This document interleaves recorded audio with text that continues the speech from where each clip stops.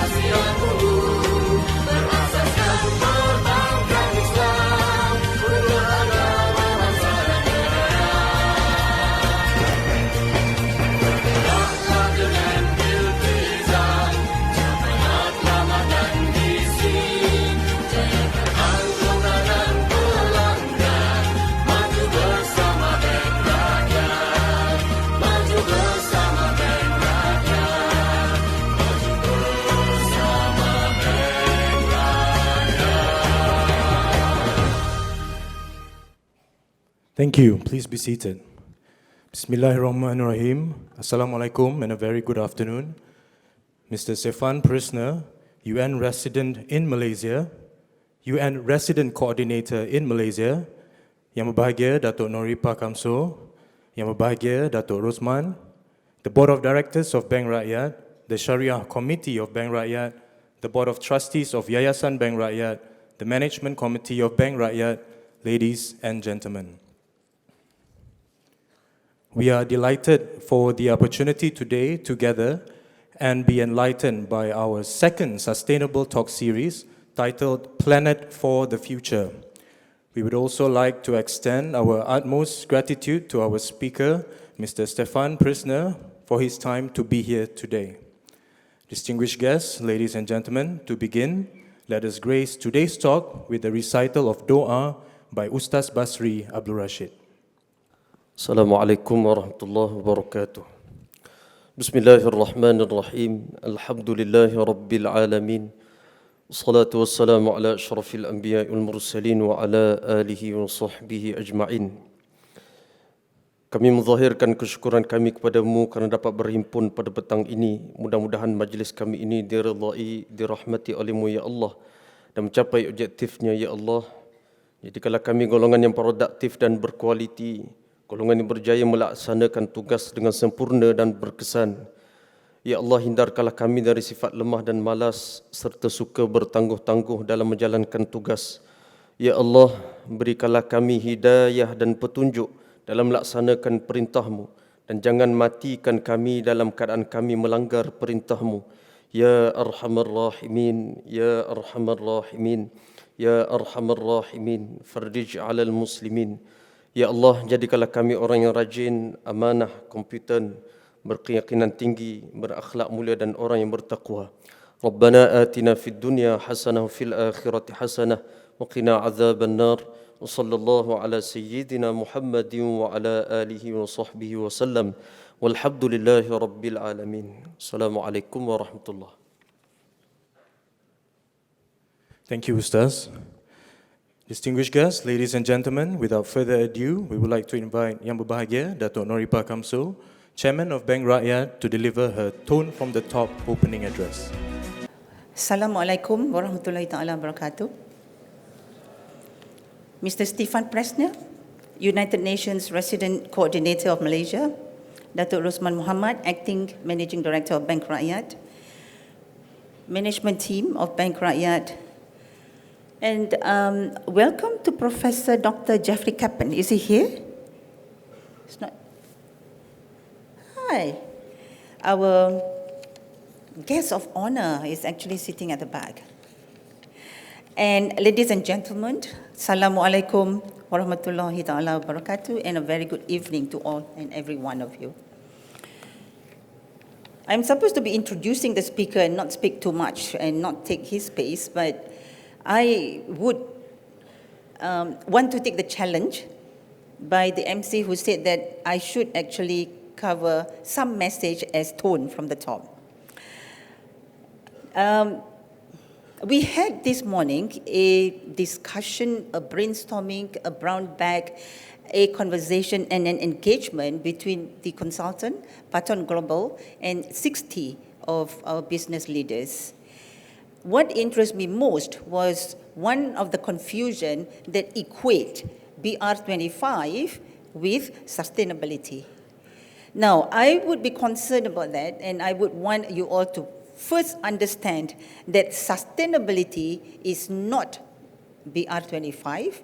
Sustainability is one of the 5 blueprint of the BR25 and one of the 5 verticals of BR25. Boleh ya? Boleh faham ya? Dia tak sama ya? Dia one of the BR25 verticals. So it is an honor, really, once again, for me to have Mr. Stefan Priesner of United Nations at Bank Rakyat today to address us on the topic of planet of the future. This is our second sustainability talk, and if you recall, the first speaker was Kavilesh Chola from Patton Global, and his topic was the impact of sustainability on revenue growth. Dah lupa pula. Mr. Stefan Priesner is not so alien to me. I've met him a second time, but I can feel his warmth. And the first time I met him, his first word will never leave my memory. Stefan said, "I've not heard of Bank Rakyat before." And that is not his fault. He's not a customer. He's a grey-eyed blonde hair or blue-eyed grey hair. So he's not a customer. And it is really interesting that we now has got relationship through a collaboration, which I will mention earlier. But one common thing I have with Stefan Priesner, I know his kampong. And his kampong is in Austria, which is in between Liechtenstein and Switzerland. And I go to that place quite often, almost every year in September I go to that place. And it's called Feldkirch. It's a part of Vorarlberg. Ladies and gentlemen, over the past years, we have witnessed the catastrophic impact of climate change, and that climate change have had impact on our planet as well. It is not only important that we inform ourselves about these issues, but also to adopt changes to attain a more sustainable and better future for all of us. It is for this reason that Bank Rakyat had forged a strategic partnership with the United Nations and made history as the first Malaysian organization to be accredited under the United Nations country team Together for SDGs Hub program. The partnership is an important milestone for the bank as we are now aligned to global priorities and aspirations, namely the Sustainable Development Goals. The SDGs, as you will listen later from Stefan, addresses global challenges such as poverty, inequality, environmental degradation, climate change, and peace and justice. As an Islamic cooperative bank that was instrumental in raising the socio-economic status of rural communities across Malaysia, Bank Rakyat fulfills much of the SDGs. I do not also encourage you to get confused that sustainability is just zero plastic trash or sustainability is just climate change. Sustainability goes beyond environment. It goes beyond even governance. It goes even beyond human rights and labor rights. It's talking about the values that you have to embrace, and that values will protect the planet for the next generation. And you will hear that from Stefan today. Today, in fact, this morning, I just returned from Kuching, Sarawak. Me and Dato' Rosman took a 5:30 a.m. flight, and we had a 9 o'clock meeting with Professor Dr. Jeffrey Kaplan. So I'm feeling very energetic, although I have to wake up at 3:30 to go to the airport at 4:30. Now, it was truly a liberating situation to see the strong community spirit displayed by our employees there. Some of the community spirit engagement they have included, if you look at the slide, are the futsal rakyat or citizens futsal with the locals, gotong royong or community cleaning of schools and mosques, donations of reading materials, and even teaching math and English to preschool children. These commendable efforts that go beyond their job scope truly exemplify the spirit of giving back, which the cooperative bank was founded upon. The bank will always encourage and continue to provide a supportive environment for these community activities to thrive. And yet, there is more that we can do, in particular with regards to the environment. What I want to say next is something that you have known before, but I would want to reiterate it, and it's also dedicated to Stefan, if not to most of you. Since the launch of the partnership in May with United Nations, Bank Rakyat has effected significant changes, Stefan, within the organization. Chief among these is the introduction of the bank's new identity as the Sustainable Bank, focusing on people, planet, and progress in that order. The vision and mission have also been revised to better capture the bank's identities and future aspirations.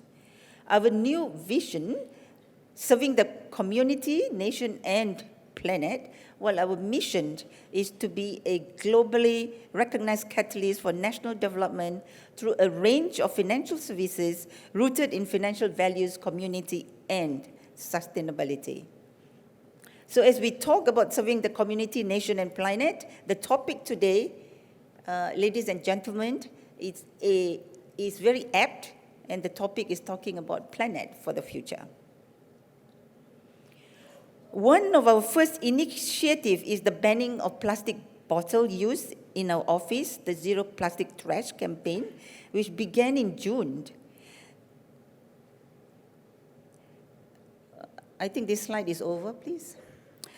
Which began in June and has shown success, and I'm happy to say that I have not seen any plastic bottles in the building this month? Ada tak plastic bottle in the building this month? Ada tak? Ada ke tidak? Thank you. Give yourself a round of applause. I would like to take this opportunity to give recognition to the marketing and communication team who have been instrumental in the success of this campaign through weekly email reminders, some of which are shown here on the screen. Yeah? So beyond plastic waste reduction, we have just launched a campaign on reducing paper, energy, and water use. This is where the Sarawak branch was exemplary.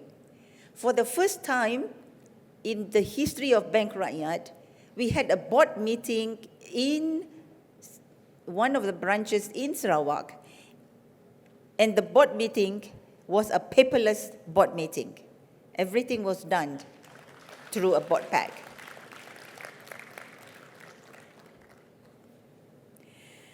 Interestingly, when we were in Sarawak, we saw stickers showing hashtag BR25, like on the screen. Save paper, energy, and water. And save the planet.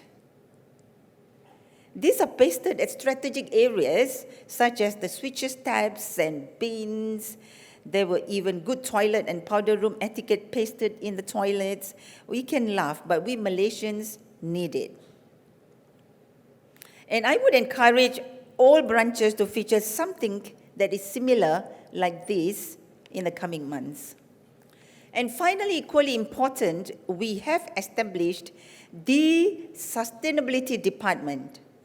Allow me to introduce Mr. Nazrul Ashraf. Berdiri boleh? Huh? Oh, he's at the back. Lari ke depan sekejap. Allow me to introduce Mr. Nazrul Ashraf, who is currently heading the Sustainability Department.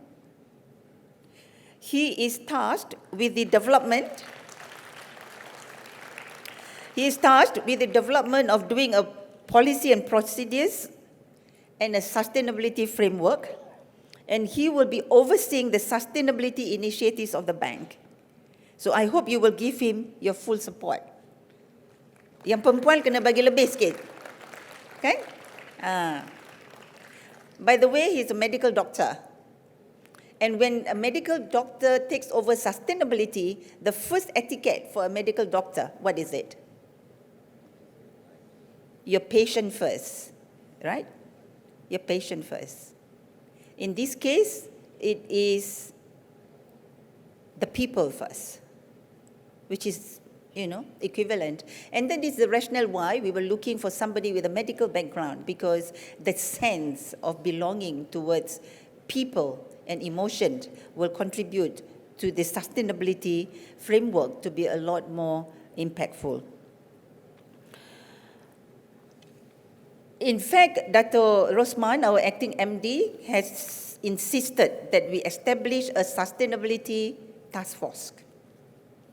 And this sustainability task force, Dr. Rosman, is going to be chaired by Dr. Said Aziz. And interestingly, the committee will comprise of stakeholder charters, such as the regulators, members, and employees, vendors, and community and planet charter. For the regulator, Mr. Shukri was recommended from risk members and customers charter, and Nizam Sani and Raza for vendors charter. Madam Yusniha, that's you're for vendors charter. And the team will also include the strategy and transformation from Muzammil team, Iksan, as well as Zuhani from the Chairman Office.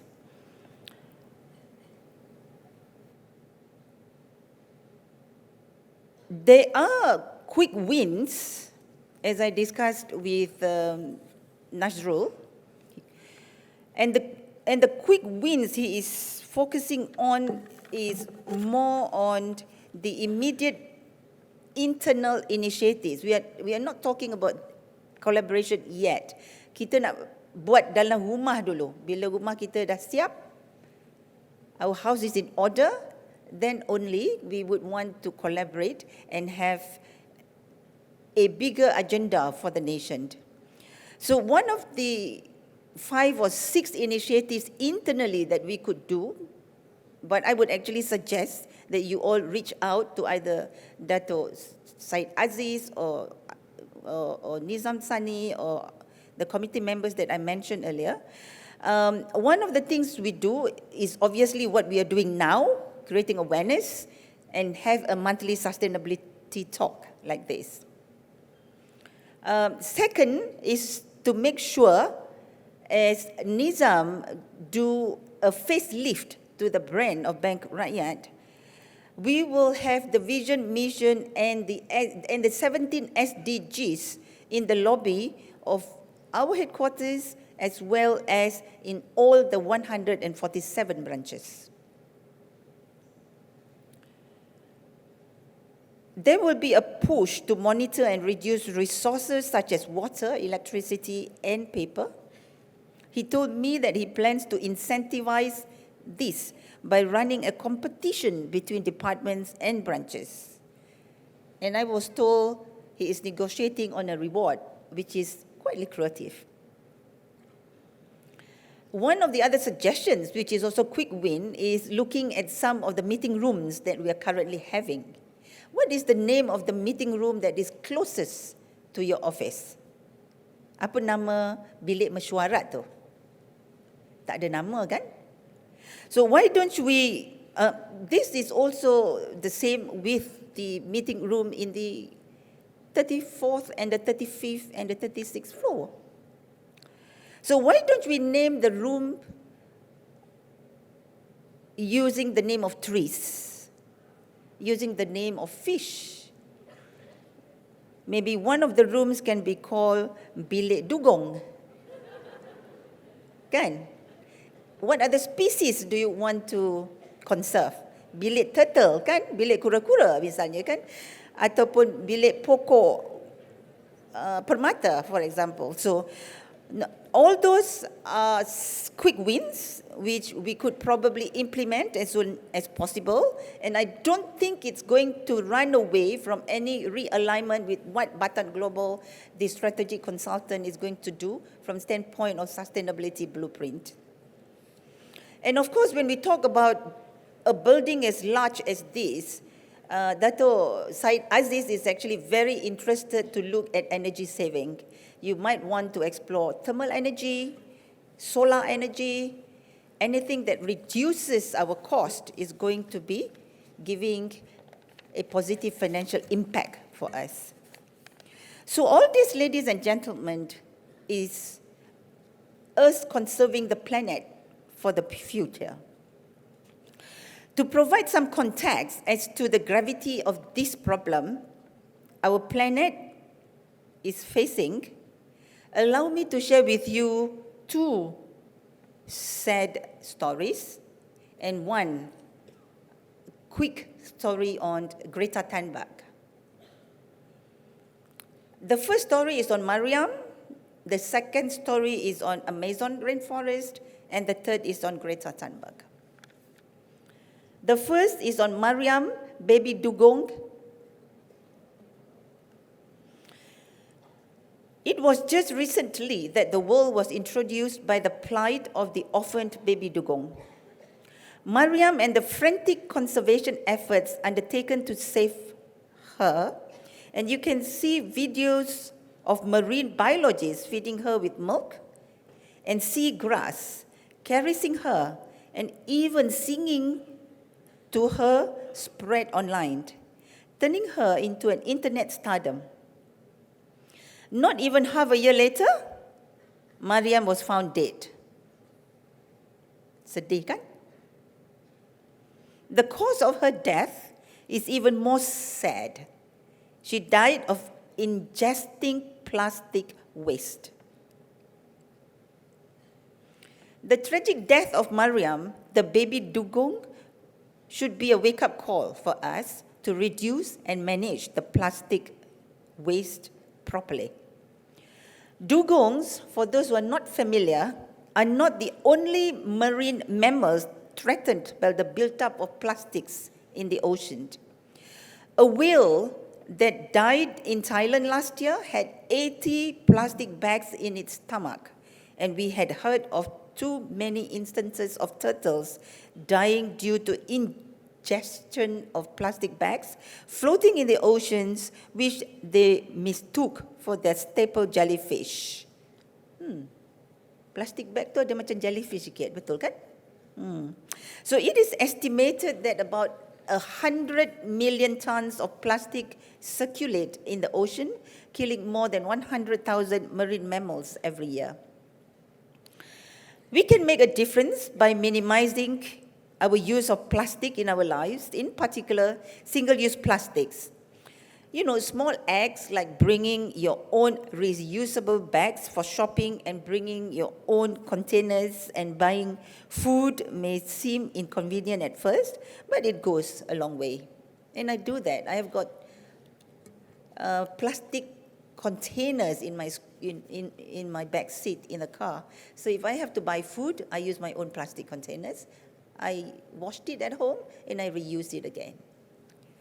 Number 2 is about the Amazon rainforest. I told you it's not just plastic when you talk about sustainability, it can also be trees. Why is trees good from standpoint of sustainability? It provides oxygen, correct? Yeah? So the Amazon rainforest, the largest rainforest in the world, is on fire. See? See the visual. The uncontrolled development of certain corporations in the mining, ranching, and farming industries are endangering indigenous peoples and countless plants and animals.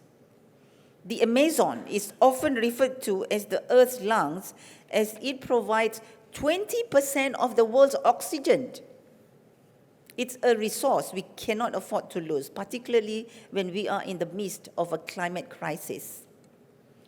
The important lesson here is to manage development and economic progress sustainably and to ensure there are policies and regulations in place to protect the environment and communities.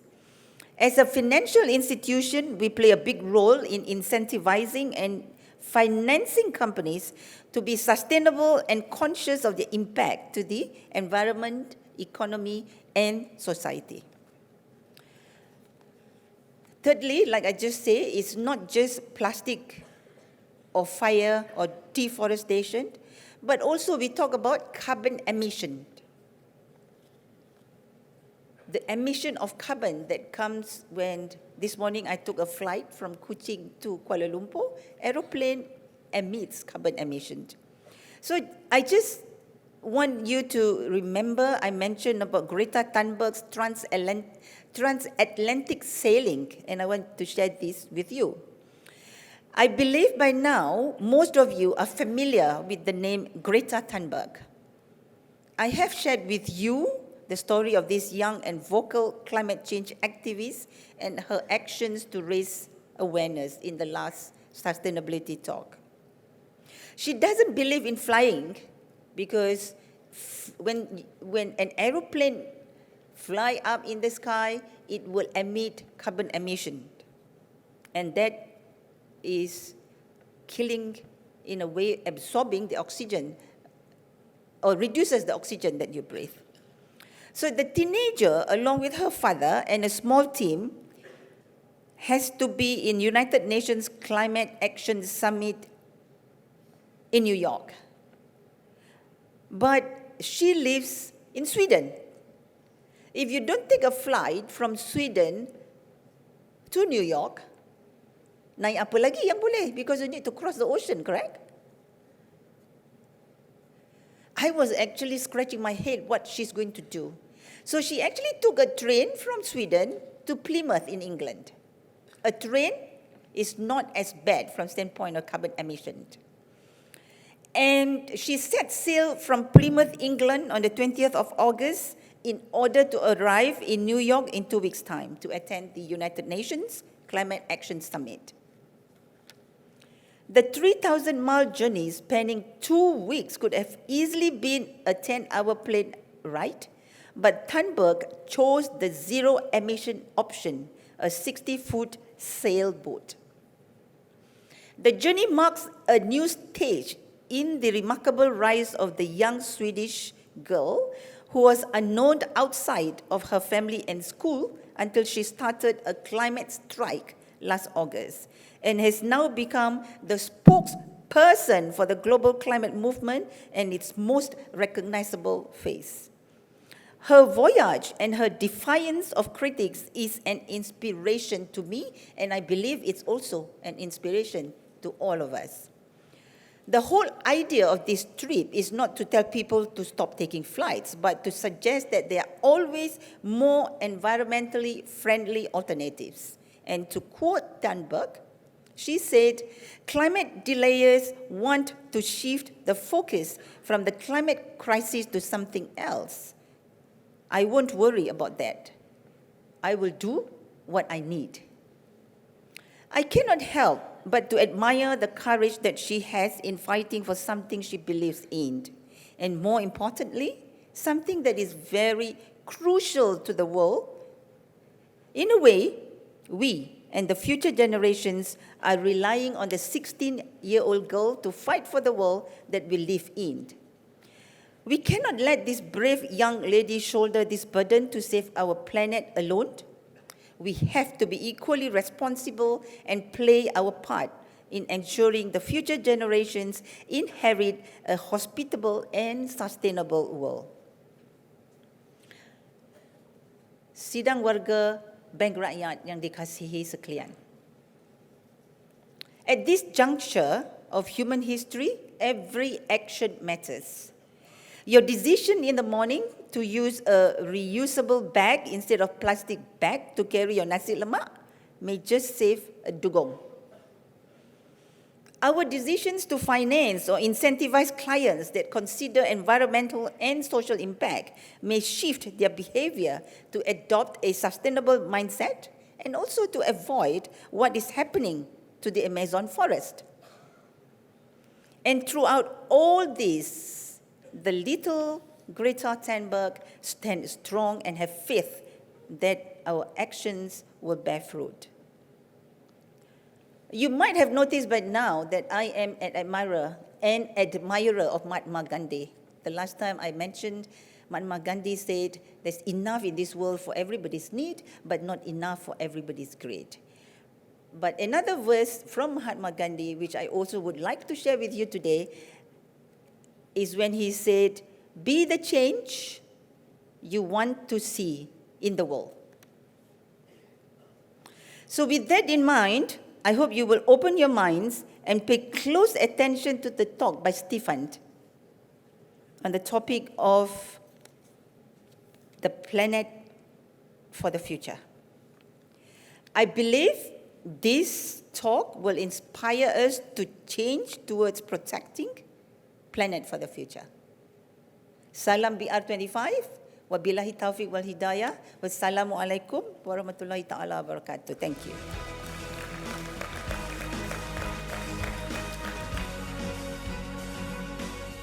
Thank you, Yang Berbahagia Dato'. Before we call upon our speaker today, a little brief background of Mr. Priesner. As mentioned as Yang Berbahagia Dato' Chairman, this is not his first time here in Bank Rakyat. He was here for the SDG partnership signing in May. Mr. Priesner has been working with United Nations Development Programme since 1996.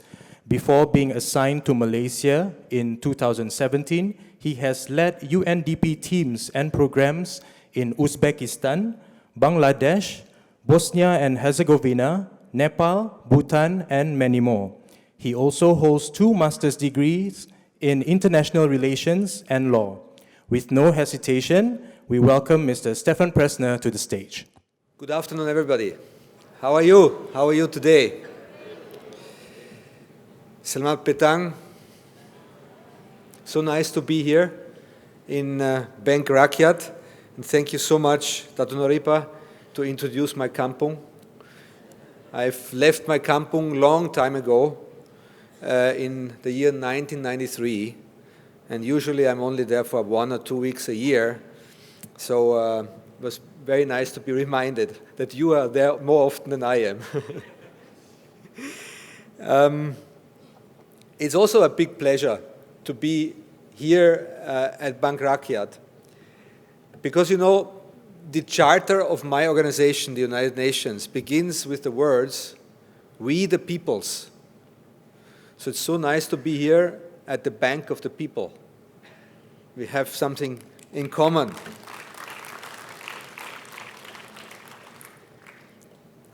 What I will try to do today is give you a presentation from the United Nations side about the planet of the future, how the United Nations sees that. And I will start by a picture, if it works.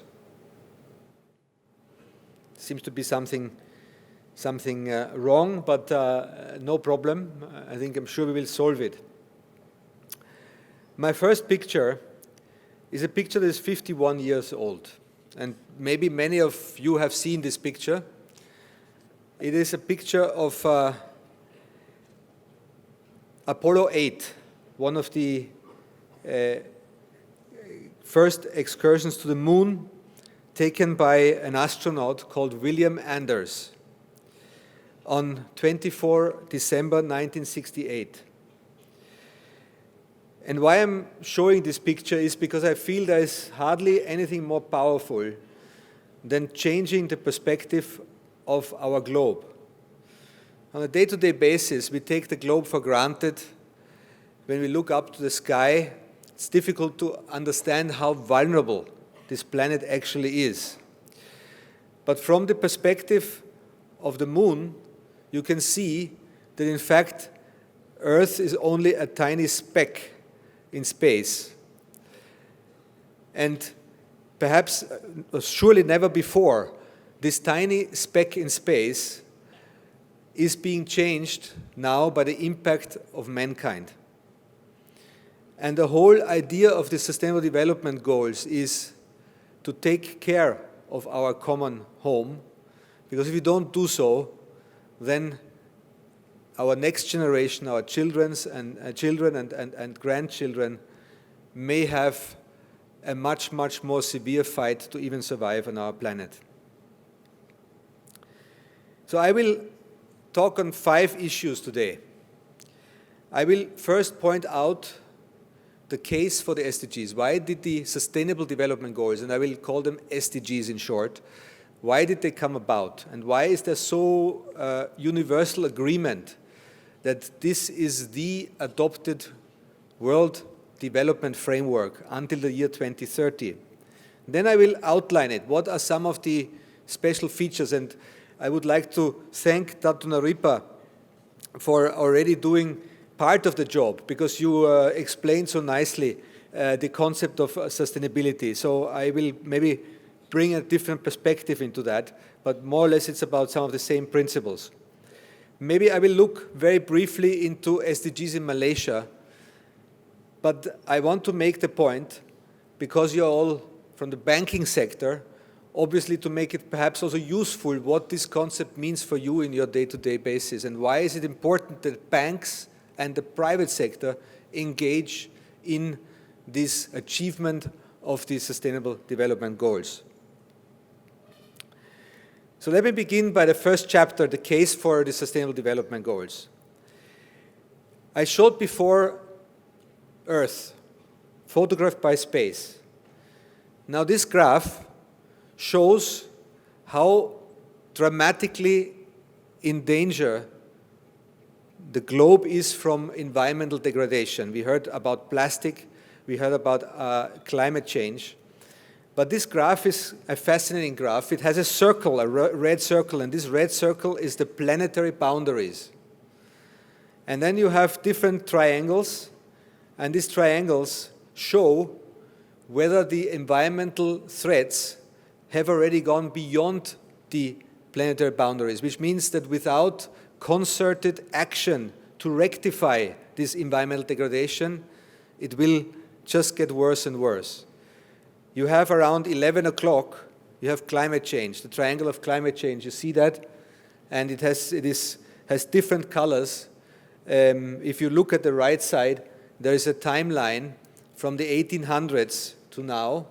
Yellow is 1800s, orange 1970s, and red now. So climate change, since the Industrial Revolution, since about 200 years, climate change has started and is now impacting the globe, has gone beyond the global boundaries. So therefore, the current discourse, how to urgently rectify this by reducing carbon emission. We also have a dark red triangle, which is at 7 o'clock, and that is biodiversity loss. That is equally dramatic as climate change. That means that animals and plants are dying at a very alarming rate all over the world. And unless we take, again, coordinated action at global level, we are now extinguishing plants and animals at about 10,000 times the rate of what would have happened in a natural setting. This is, by the way, very important for Malaysia, because Malaysia is one of the, what is called biodiversity hotspots, one of the most biodiverse areas in the world. And Dato' Noripa showed the burning of the Amazon rainforest, which is a very dramatic incident because it basically extinguishes one of the other big biodiversity hotspots. So there are other environmental degradations, but I wanted to show you how dramatic the situation is. We know this mathematically, we know it from weather stations. There is no question anymore that climate change, biodiversity loss is man-made, and that we all together need to take urgent action to prevent a catastrophe. I want to show a picture from one of my former assignments. Before I came to Malaysia, and I'm now 2.5 years in your very beautiful country, I've been in Uzbekistan. Uzbekistan is in Central Asia. And Uzbekistan had, and the small box here shows one of the biggest lakes in the world. It was a lake that it was almost as big as Peninsular Malaysia. And that lake was feeding the whole Soviet Union with fish. But that lake began to dry out in the 1960s. And today, and that is the right picture, it is a desert. So a lake that is as big as, Peninsular Malaysia is now completely desert. This shows if you don't manage the environment carefully, if you impact the environment, and it's very much people that were at fault of this because they cut off the water that was feeding this lake, there will be catastrophic things happening. So about 1/3 of the 17 Sustainable Development Goals are about the environment, because we are in a real environmental crisis. You see the boats lying in the desert. This was once water. 1970, these boats were still fishing boats that fed millions of people. And I think it's a nice metaphor of what hopefully never will happen for the whole globe, because we are taking action. But Dato' Noripa also said that sustainability is not only about the environment, it's also about social issues and about economic issues. And my second example of the current situation, development situation, is on poverty and inequality. You see different countries having different poverty rates. Now, Malaysia is not in this in this graph, because you have been more successful than many other countries to address poverty. But it shows you that poverty is not something that is finished, and that globally it's a big issue. Still about 700 million, about 10% of the people are still living in poverty. And again, I want to kind of underscore this with a picture that is from my own experience. This is Bangladesh, where 10 years ago when I was posted there, poverty was still very prevalent. It was an issue that tens of millions of people grappled with. And it also, and that is important for the United Nations, poverty is not only income. It is about education, lack of health, lack of water, lack of sanitation. And poverty is not only relegated to very poor countries. You also have poverty incidences in Malaysia. This is a picture from Sabah and a water village in Sabah. So now, with all these problems that I've outlined, let me discuss what the response of the United Nations is. And when I say the response of the United Nations, this is not the agencies of the United Nations. These are the 193 member states that have designed this framework. And before doing so, I hope that the technology will support me and will show a short video, a 3-minute video, just to say that these SDGs, Sustainable Development Goals, were approved in 2015 by, never was this the case before, by all 193 member states, and they all now work on achieving these 17 goals. But let's have a look at these goals if the video starts.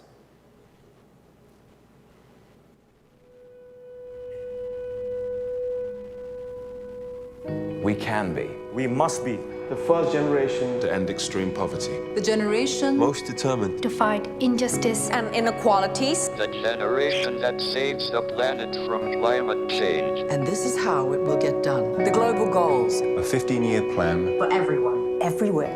with no one left behind. We will live in a world where nobody anywhere lives in extreme poverty. Where no one goes hungry. where no one Wakes in the morning. Asking if there will be food today.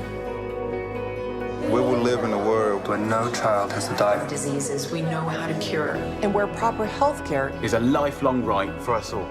We will live in a world where everyone goes to school. and education gives us the knowledge And skills. For a fulfilling life.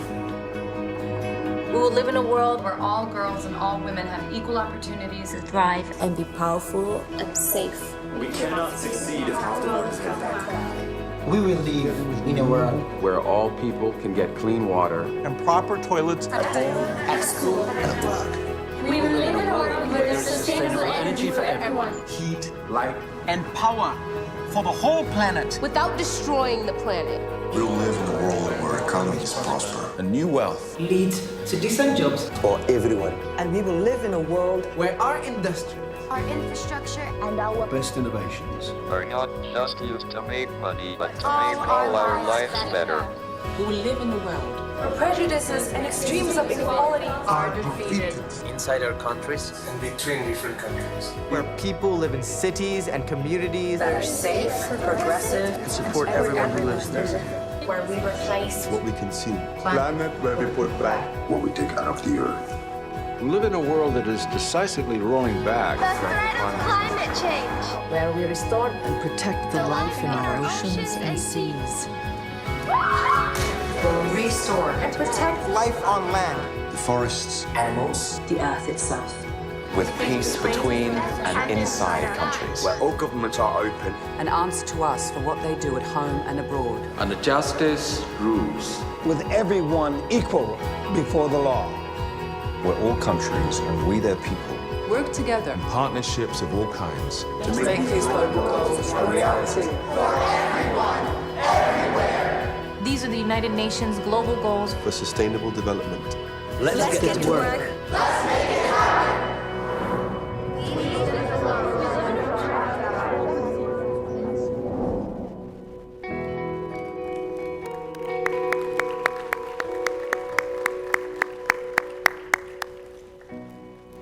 So you see, this is a movement that is carried by billions of people, by 193 member states, and by private sector, NGOs, and all important stakeholders in different countries. So 17 goals. You have now had a tour de force through these 17 goals with key messages of different people. But the gist of these goals is really what you have called in the private sector the triple bottom line, namely a balanced development between economic growth, environmental protection, and social inclusion. So the first 6 goals, if you look, no poverty, zero hunger, good health and well-being, education, gender equality, and clean water and sanitation. These are the social goals, the goals that basically need to be achieved to really bring everybody on board. And then we have the second row, decent work and economic growth, industry, reduced inequalities, and sustainable communities. These are the economic goals. And then, very importantly, from number 7 and 12 up to 15, these are the environmental goals, such as clean energy, responsible consumption and production, climate change, life below water, and life on land. These goals are very ambitious, but they are even more ambitious because they go around 2 big principles, 2 or 3 big principles, namely, number 1, leaving no one behind.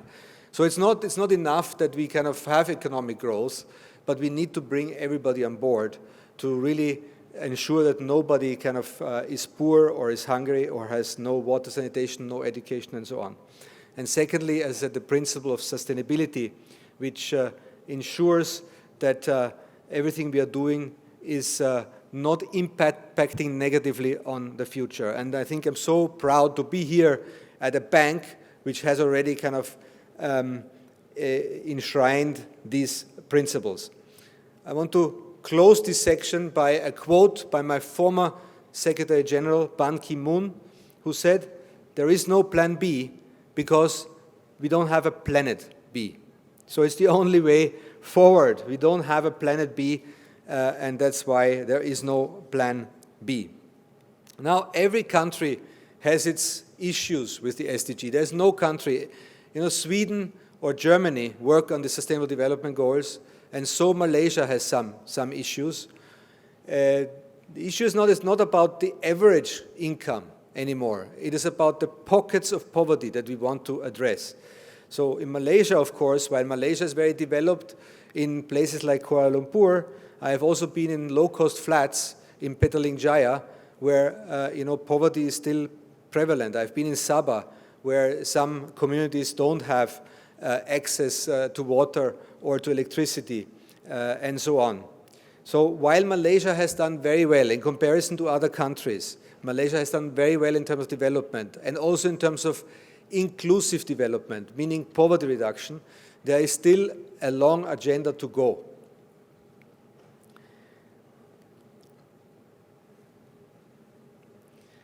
So here you have a little bit of a profile of Malaysia in terms of poverty, gender, education, by and large excellent facilities, but still pockets where people don't have access. And similarly, it looks with health, with energy. There's not yet a lot of clean energy available in Malaysia. And we have, of course, also environmental issues. I just want to focus on 3 issues here. Number 1, the pockets of poverty. And I show this picture because this is part of the collaboration that we have with Bank Rakyat. And I would like to thank Bank Rakyat to be partnering with us to reach out to some of the poorest communities in the country in terms of its nutrition program. So this is really something I think that is very innovative. And I think Bank Rakyat deserves an applause for that.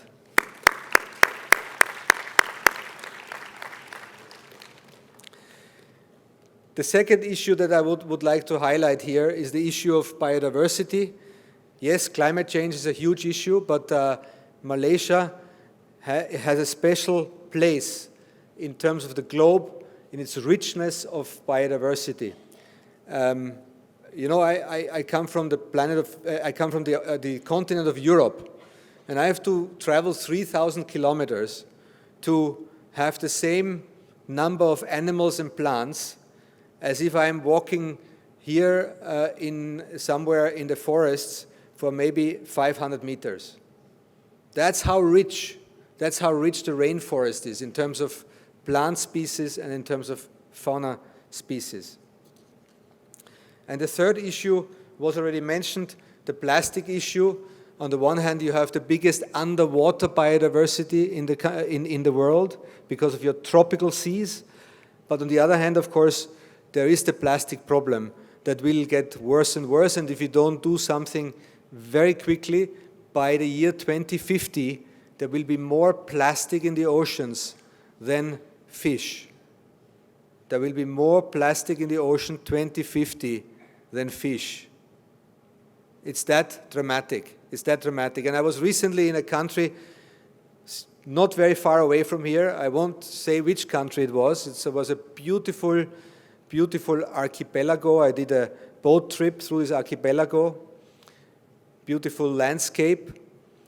But you couldn't look into the water because the whole water was completely covered by plastic.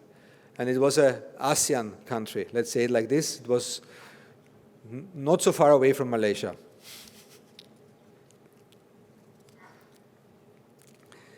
Now, chapter number 3. I wanted also to say that the United Nations, or everything the United Nations is doing in Malaysia and everywhere around the world, and we are in 170 countries, is focused on Sustainable Development Goal achievement. So we are working with the government on roadmaps, on planning, on budgeting for SDGs. We are tracking the progress, the progress Malaysia makes on SDGs, where the gaps are, how we can help to identify these gaps.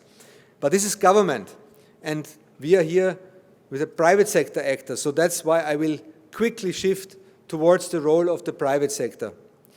Because the point is that without the private sector, we cannot achieve the Sustainable Development Goals.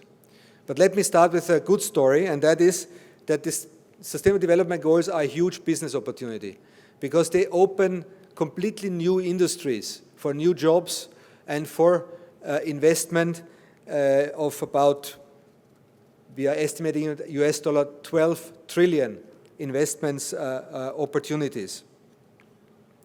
We all know how important the private sector is in Malaysia. 55% of the gross domestic product contributed by the service sector. 59% employment from the SMEs. 78% of national energy consumption comes from the private sector. And Malaysia is one of the top 3 biggest Asian foreign direct investment providers to Africa. So the private sector in Malaysia is a huge player, as you of course know. And what we also know is that to work with the SDGs, and that's why your bank is very much on the right track and is leading the pack, I would say, is that it makes business sense. Everybody expects now businesses to be in line with the SDGs. Not only because of business opportunities, but also because of the reputation of private sector entities and because of adjusting to a new economic paradigm that will come because, as I said, everybody is moving towards this Sustainable Development Goal paradigm to achieve the goals by 2030. So let me move to banking.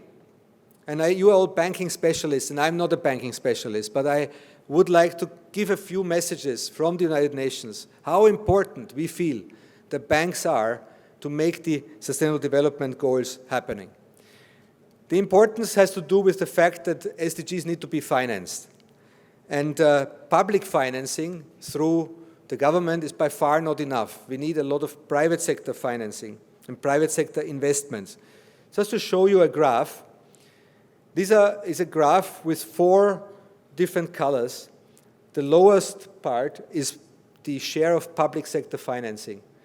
Then you have the blue share, private sector domestic financing. So this is basically bank financing and other private sector financing.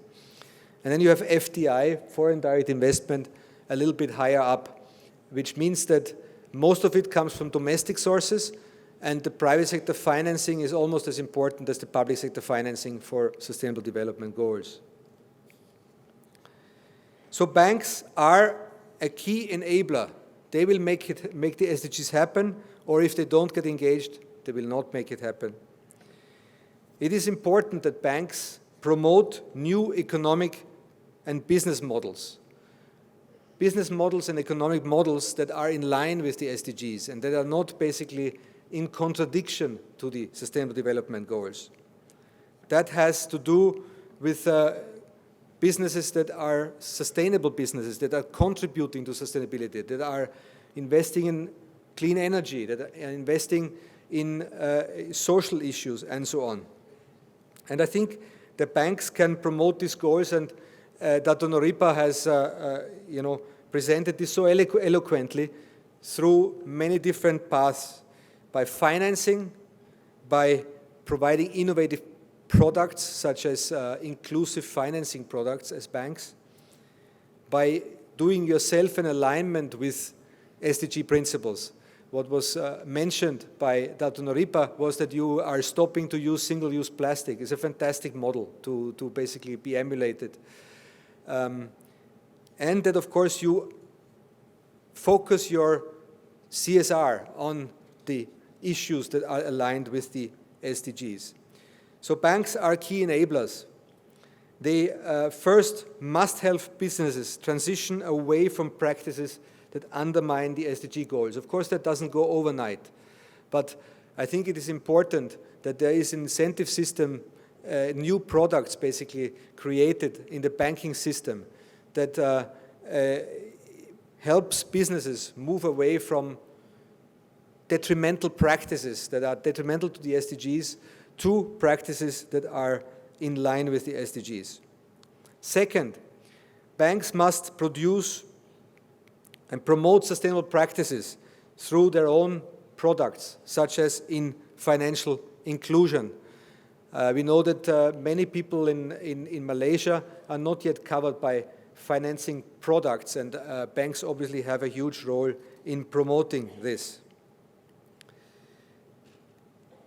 Banks also, and that is perhaps most critical, as commercial lenders and international development banks have a unique role to play to successfully achieve these goals, namely by financing the substantial investment that is needed to make the SDGs happen.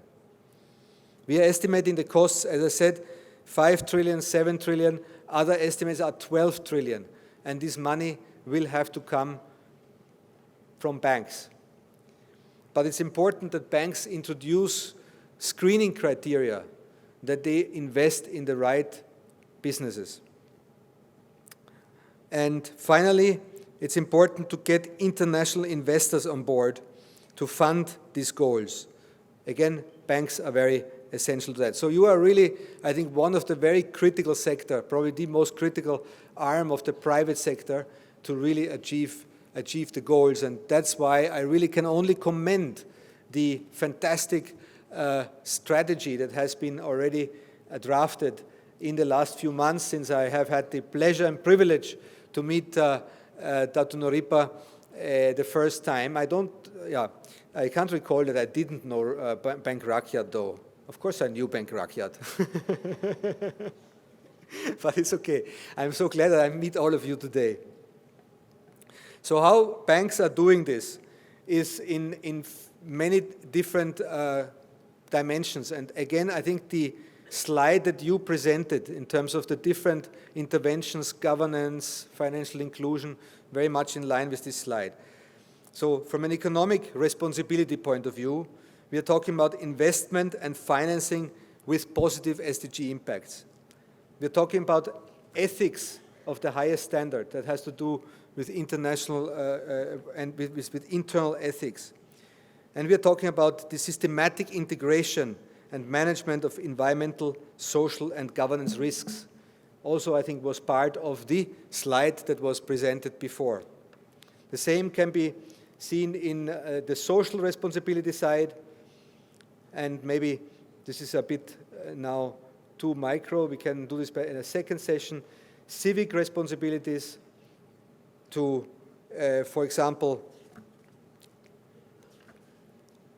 produce services that are widely accessible, to combat social exclusion and make sure that human rights are adhered to in your own operations, and have corporate philanthropy policies focused on, for example, the arts and the environment. And finally, of course, environmental responsibility, and this also came out very, very strongly. It's a little bit delayed.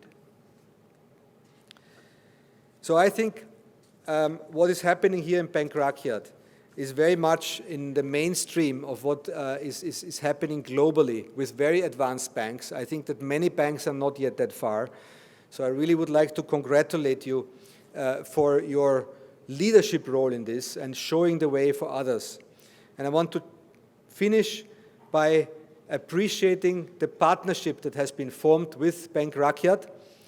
The SDGs are about partnerships because they are so ambitious that there needs to be thousands of actors that play their role to achieve the Sustainable Development Goals. And we have signed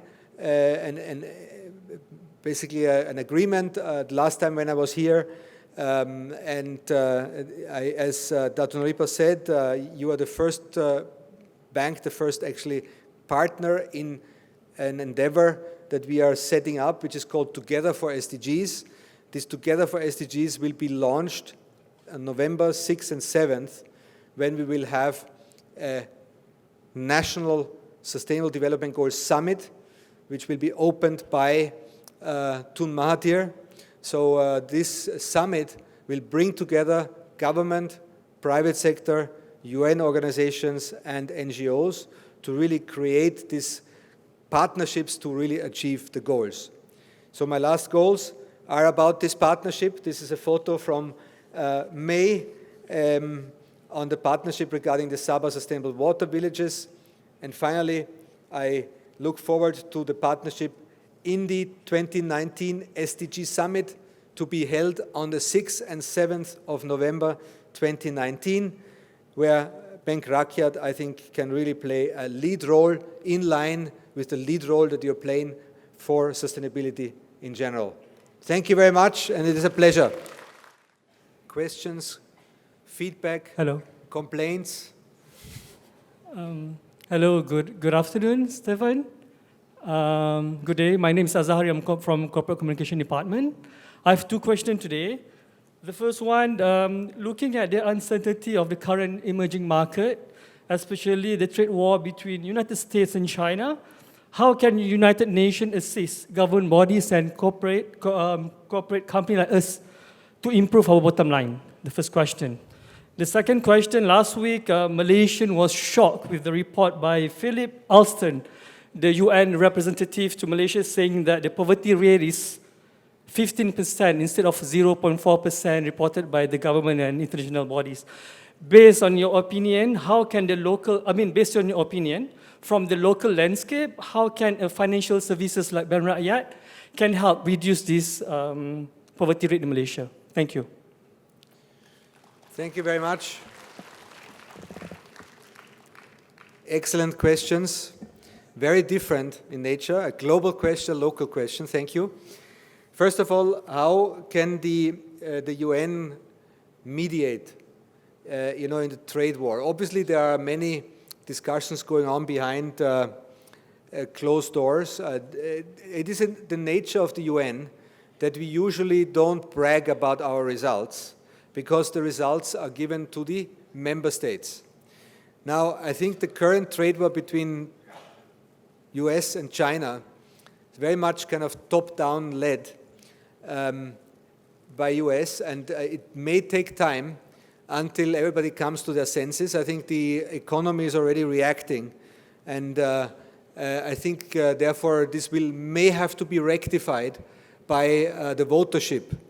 I don't think that the UN can bring to bear evidence that this doesn't make sense, this trade war, and this evidence has been produced for the last 75 years since we are basically in business, and not only by us, obviously by the mainstream economists, that free trade benefits everybody. It's not a zero-sum game. It's a win-win. And the current rolling back, basically, of this free trade regime that we had in the world through the WTO, which is a UN organization, through UNCTAD, which is a UN organization, is unfortunate, but hopefully only a temporary setback. So my answer to this is that the political clout is with elected politicians, and we cannot kind of overrule them. Unfortunately, the UN is not a world government. It depends still on the willingness and the support of sovereign states, and especially of very strong sovereign states. My second, your second question is the report of Philip Alston. I don't know, has anybody kind of seen something in the newspapers about this report? It was launched last Friday, and then there were quite in a few TV stations and newspapers. There were actually reports on this, on the press statement of Philip Alston. Philip Alston is an independent rapporteur. So he is somebody that speaks because he is an internationally acknowledged expert. Now, I think that many people were shocked to hear that the poverty rate of 0.4% is perhaps not so relevant anymore. If I may kind of make a statement here, is that the 0.4% is following the international poverty line for extreme poverty. But that poverty line is usually designed for lower developed countries.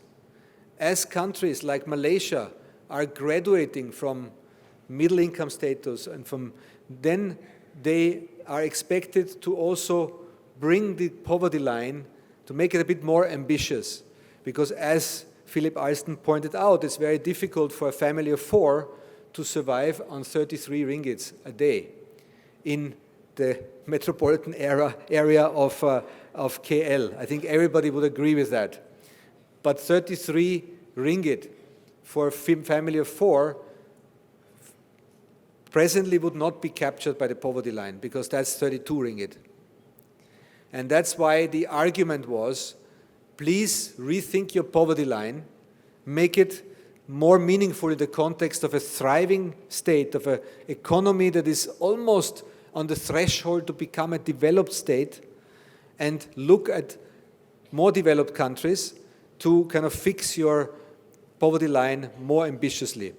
And yes, there have been reports, including from the United Nations country team, that estimate a more ambitious poverty line if it's calculated as relative poverty, as a certain percentage of median income, around 15 to 16% of the country.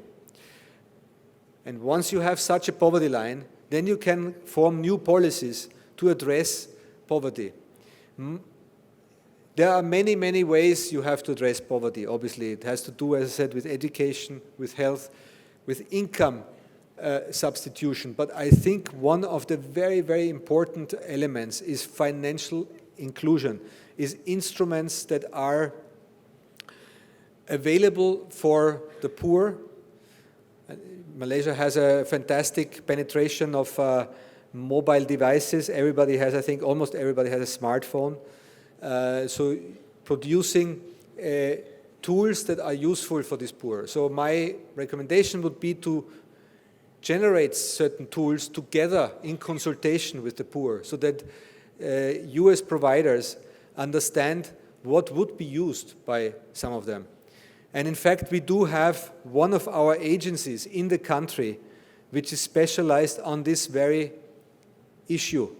We have in Bank Negara, one of the UN agencies called UNCDF, United Nations Capital Development Fund, has a lot of experience to come up with innovative tools for financial inclusion. And it may be, as a follow-up, Dr. Naripa, interesting if there is some interaction with that part of our family of UN agencies that really deals with financial inclusion. So thank you for the question, because I think you have a huge role to play to help the public sector and other interventions to address poverty. Thank you.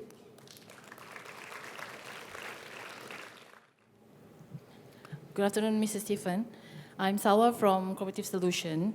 So I would like to inquire on SDG number 5 on gender equality, particularly in addressing glass ceiling in the workplace, where there is actually still a disparity between the chances for women and men in the workplace, particularly for the management position. Particularly for the gender disparity between men and women, yes. particularly in management position. So thank you very much. What's the ratio of men and women in the room about? I think I see more women, no? Or is it just my perception?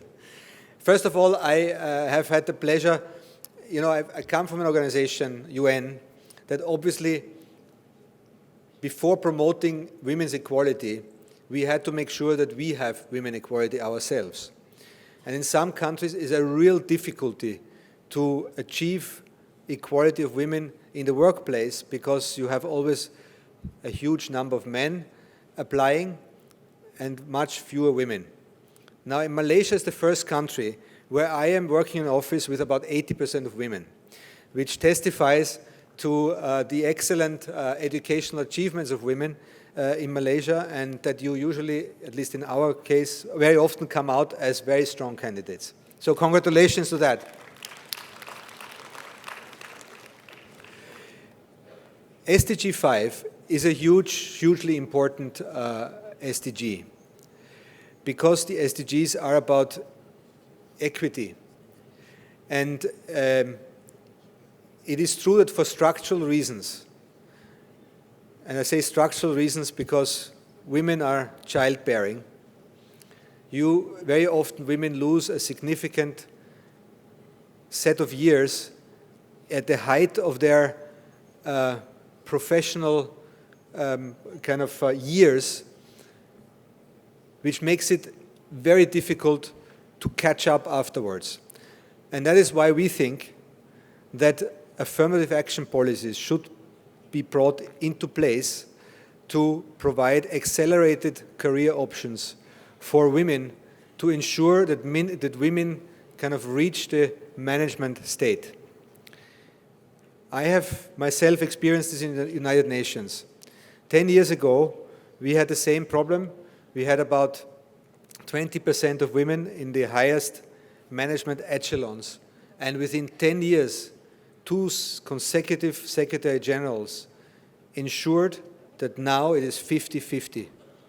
And for me as a man, sometimes it was painful because I know when a woman applies, it is likely that I will have not a chance. But I think from the organizational point of view, it is extremely, extremely important that there is a 50-50 or at least almost equitable share of women and men, because that will make the management of the institution, of the organization, also very different. We know that women take decisions in a different way than men, and I think it's much more healthy if there is a mix between women and men leading the organizations as well. Thank you.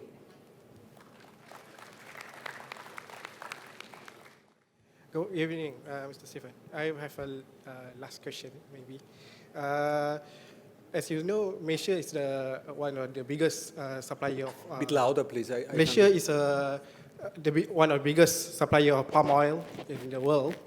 And Malaysia has been striving on sustainable forest management since 1990. But recently, we have been penalized by the EU for forest deforestation and unsustainable forest management, which lies on one report, one video from I think from Norway, from a reporter from Norway. But we have been penalized by EU. So my question is, what is your opinion on the EU decision to stop importing Malaysian palm oil? And second, what is your UN contribution to mediate between EU and Malaysian situation? Okay, thank you. I see all the dicey questions are coming, huh? Yes. We don't see our role as mediating between Malaysia and the EU, because that is a bilateral matter. But of course, we have an opinion on this issue. Palm oil is an example. I mean, there's no question that palm oil has hugely contributed to poverty reduction in Malaysia. So in that sense, in terms of SDG 1, it is a key kind of driver. On the other hand, obviously there are multiple environmental issues related to palm oil, such as contamination of water sources, such as degradation of biodiversity and other things. So it's not a black and white story. I think the way to go is to move towards sustainable palm oil, so to really address some of the issues such as over-fertilization and other things in a much more deliberate manner, and I think Malaysia is well on its way in this regard. With the European Union, I am not a European Union official. I know that the European Union ambassadors represent the view of the European Union, and you all know very well what that is. But I'm a European Union citizen, and what I can see is that Europe undergoes at the moment an incredible change of within 20 years basically to phase out carbon. And this will be a very painful process in many ways. For example, energy sources, you have heard about that, our coal power stations are shut down and are changed into renewable energy sources. Many people are worried because the energy security that we have enjoyed for the last 100 years may not be fully guaranteed if there's no wind and if there's no sun. And mind you, in Europe there is sometimes no wind and no sun. So there are big issues in terms of a fundamental shift all over Europe, but especially in Northern Europe, in Germany, in the UK, in parts of France, by 2040 to be carbon neutral. And I think it has to be seen also in that context that biofuels, and we are talking about biofuel and palm oil, is a tricky issue for the electorate in Europe. The European Union is driven by parliaments, and it's from the parliament that this whole palm oil campaign is coming, not from the governments as such. But from a Malaysian perspective, I completely understand that this is a key issue, there's a key contributor to the economy, and in my view, everything should be done to come in the end, hopefully, to a mutually beneficial solution, because I feel that the relationship between Europe and Malaysia is a very important one. Many Europeans look at Malaysia as a model country that could show the way to so many other developing countries, how to move forward. And one case in point was last year's elections. The fact that it was completely peaceful, a completely peaceful shift of power, and this is something that cannot be taken for granted. And the whole world, basically, was, I think, looking to Malaysia, and many were envious of Malaysia that it happened. So in that sense, I think this relationship is very, very important, and our work is to promote sustainable palm oil while the negotiations are going on bilaterally. Thank you. Okay, hi Stefan. I have a very simple question. Yeah. Okay, so how do we measure progress in sustainability in an organization? All right, thank you. Sorry, did you have to repeat? I had to take a picture of all of you. Okay, so how do we measure sustainability? How do we measure progress in sustainability in an organization? That's all. Very good. I think it's easier to measure sustainability in an organization than at the globe.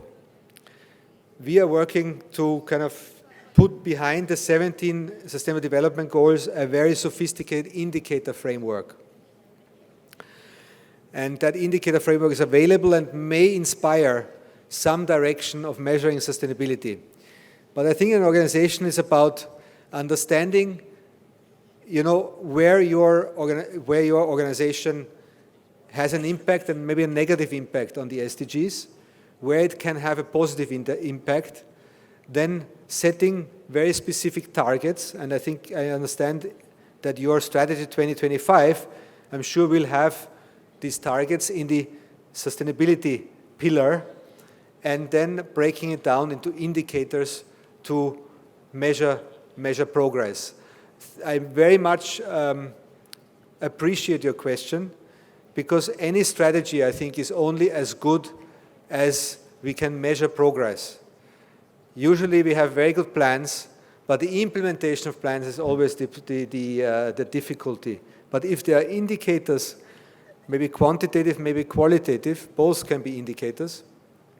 You can also do qualitative indicators. You can ask people how they feel, with regard to certain issues. Let's say an indicator of gender equality. You can do an internal survey in August 2019 and repeat the same questions in 2020. I'm sure there are these internal surveys, probably, in terms of staff satisfaction and so on. And you could add some sustainability element to the staff surveys. So we are saying what gets measured gets done. So please introduce in your strategy elements of measurements and indicators. Thank you.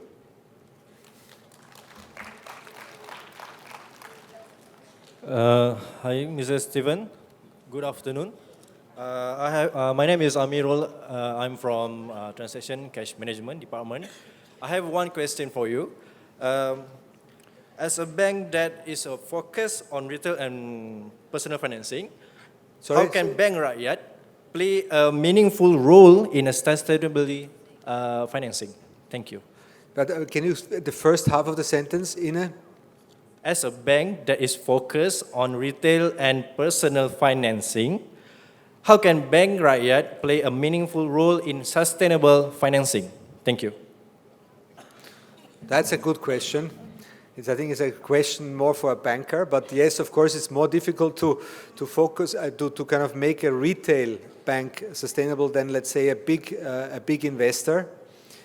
But I think you can use the retail and the fact that you have a huge outreach to people to educate people, which I think is a huge issue, and that education will, I think, influence investment decisions of your retail clients.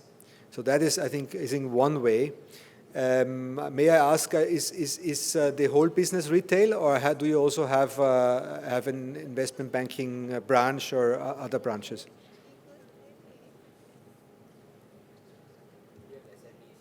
You have SMEs and so on. So SMEs obviously can be incentivized. I mean, some banks, that finance businesses, of course, then really do a due diligence process to look at whether businesses basically, meet certain sustainability criteria. I know that this is not possible from today to tomorrow, because otherwise you take yourself out of the market. But it's about, I think, a longer-term process and maybe increasing that share of due diligence more and more as you go along. Corporate. Yeah.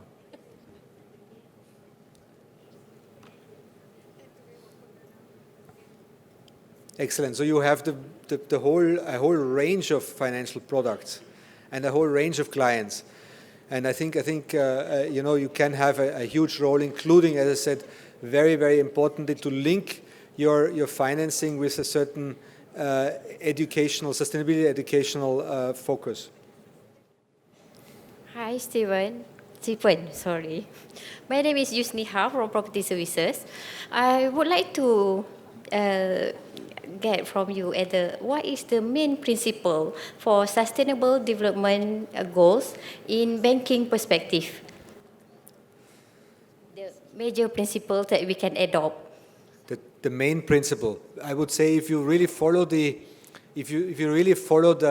Sustainable Development Goals, I would say two principles.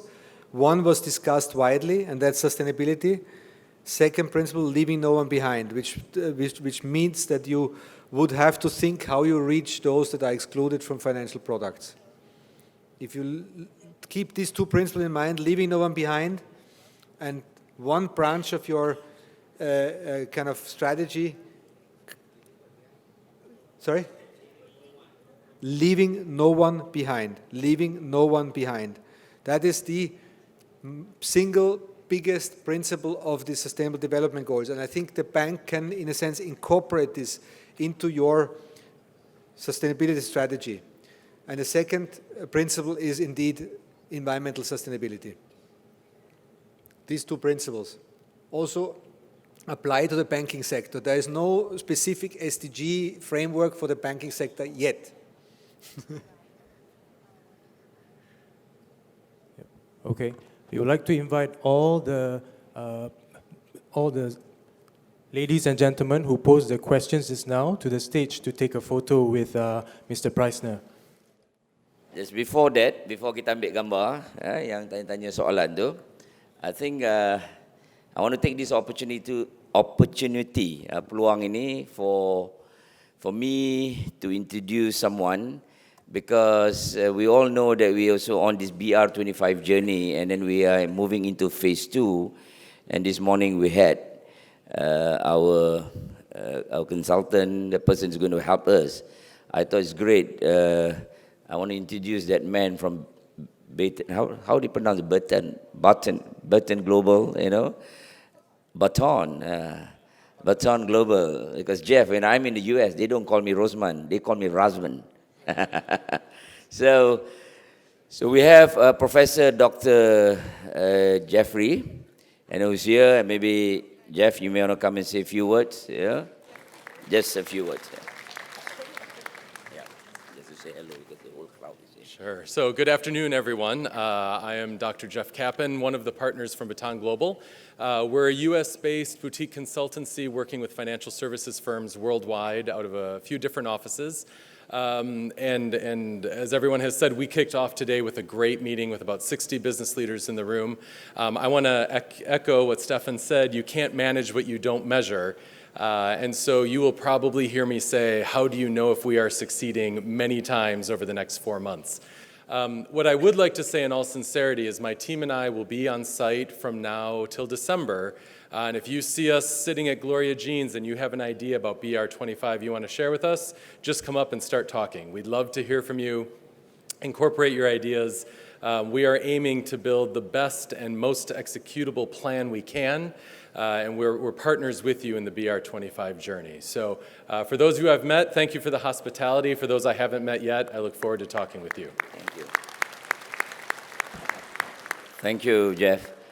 All right, now is the photography session, but I like this quote that you mentioned, saying that leaving no one behind.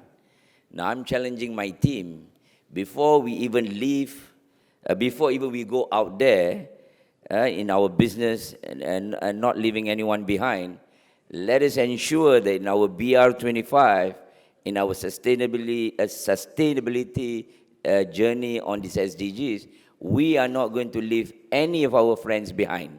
Okay, we're going to pull them together and we're going to march together as a team. Okay? All right, time for photograph. Please.